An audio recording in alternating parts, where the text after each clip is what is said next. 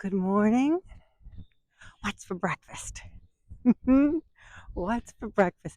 The best part of getting out of bed in the morning is sitting down at the kitchen table and tucking into a beautiful breakfast. Is that it? Maybe. Let's talk about what's for breakfast. We already know when we're on our clean, low carb journey that we're not having our old favorites, right? We're not having the easy things like toast or a bagel or a Pop Tart or a bowl of cereal. We're not having our weekend pile of pancakes or waffles, or French toast. Oh, okay. Let's put that behind us. The best meal for breakfast, the best meal for any time, to be honest with you, is eggs and bacon. Eggs and meat. You can have anything you want as long as it's eggs and bacon. You can have scrambled eggs, you can have fried eggs, you can have poached eggs, you can have an omelet, you could have bacon, you could have ham, you could have sausage, you could have steak. But eggs and meat can't be beat. Here is why. Eggs are about 50-50 protein and natural fat. There is a negligible carb in there, but we're not even counting it. You're essentially eating protein and fat and no carbs. There's nothing better than that. And then you throw meat on the side. It's the same thing, isn't it? It's all protein and natural fat. And remember, when we're eating clean, low carb, we are eating nutrition first. So that's what we want, protein and natural fat. Good morning. And no carbs. People who don't like eggs, you got to get over that. Good morning. You've got to get over that. I got over it. I got over it by throwing a healthy handful of shredded cheese, Parmesan or Mexican blend, and seasoning, everything but the bagel seasoning. And early on, I threw chopped onion in there too. So I added flavor. And I'm still not a big egg lover, but with my cheese and my seasoning, uh, I know that there is nothing, oh, and the bacon on the side, there's nothing more satisfying. So if you don't eat eggs, I do understand to a point. Time to put on your big girl pants and find a way. I started with a scramble dry. It doesn't matter. I'm not going to go into it all. Just eat eggs. Now, I said if you eat eggs, meat, and cheese, that gets you to 30 grams of protein real fast. And the other options you'll hear, like Greek yogurt, and I promote that because I've got people in my life that I love who won't touch an egg yet. And Greek yogurt does have a good amount of protein and natural fat, but it's also got carbs. And it's not very interesting just to eat straight Greek yogurt.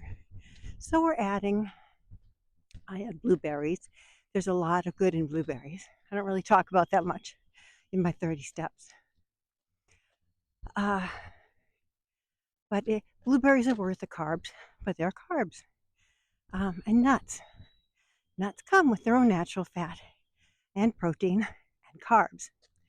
So what's the problem with carbs? It's not just that you want to keep them low, but that anytime you eat carbs, you get a little hungrier. Doesn't seem fair. Carbs cause carb cravings. They mess with your satiety hormone so that you never really feel full, right? Let's be honest. No matter how big a piece of cake you get, oh, that's way too big. You're eating every bite, right? Because you never really get full with carbs. It's a biological thing. That's why starting the day with any carbs at all is a recipe for failure. or at least our torment. Because if you're full, think of those couple times a year, like after Thanksgiving dinner, maybe, when you actually have eaten, you're full and then some, and somebody offered you just one more slice of pie. When you're at that point, you're like, ugh, no. That's kind of where we are when we're eating eggs and bacon every morning. I mean, not uncomfortable, but not hungry. Now, on any given morning, I would much rather have a pile of pancakes or a big, soft, crispy, warm, toasty bagel. But it's the eggs and bacon that are going to nourish me and keep all the temptations and cravings at bay. Oh, I don't know. I've got this little puffy thing on here. I hope you don't hear the wind like I do. The forecast this morning is snow ending by 5:30. We don't really have snow here. There may have been a few flakes, but we're back in the 20s again. All right. This wasn't supposed to be all about eggs, but it really is the best thing you could do for breakfast. What else? Do I want to say? I want to say that the people who tell you breakfast is the most important meal of the day, back in the 60s and 70s, I think there was a big campaign. And those were all the breakfast manufacturing people. That was all the food lobbyists. The truth is, many do very well eating not 3 meals a day, but 2 meals a day. If you hear people talk about intermittent fasting, I used to think, well, fasting, it must be days on end. No, it's like just keeping your eating time to 6 hours or 8 hours. Basically, skipping breakfast or skipping dinner, one or the other. There was a while, my last year's teaching, my schedule just lent itself to skipping breakfast and skipping lunch. And I'll tell you, that intermittent fasting, it works. I've got another sister, she lost a lot of weight. And I didn't mean to. I'm not dieting, Eileen. Well, it's because she wasn't eating until about 1 after every afternoon. The weight just falls off. So if you're not a breakfast person, no problem. Skip it. You will be fine. Your body will be fine. You're running on ketones. So then there's a school of thought that, oh, that's the best thing. We should all skip breakfast. I don't know. I thought that. But I'll tell you, especially if you're home, and I'm lucky enough to be home, it's kind of hard to be in the house, go on a little, do some work, but then go on a little break, and you're looking at that cup of coffee, and you sure wish there was a plate of food beside it. It's kind of hard to wait.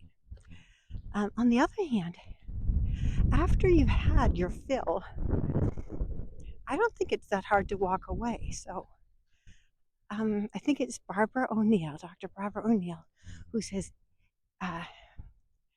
something like breakfast like a king and lunch like a queen and sup like a pauper. And paupers sometimes don't have supper. So if you are a breakfast person and you're thinking about that 2 meals a day, start with breakfast, start with your eggs, and lop off dinner. Okay, so I did want to get back to pancakes. There are lots of recipes, keto recipes out there. Fathead dough, keto bagels, cottage cheese, and various other recipes for keto pancakes. I've tried a lot of those keto pancakes. I think they're only good if you've not had real pancakes for a very long time. So don't be too disappointed. And then you need a keto syrup, or do you? I don't know. Or maybe you call it a cheat. But any of those approximate the taste of a bagel or a pancake. But remember, nutrition first. They're not going to have the nutrition that you're going to get from eggs and bacon. They're just not. So that might be fun if you've got, the kids over and it's a weekend and you want to do something that feels indulgent. But it's not a go-to in my book. All right, breakfast. I'm Eileen, and I love my eggs bacon now. Can you tell? I reversed the worst of my early Alzheimer's symptoms with a clean low carb diet. That's what I talk about here.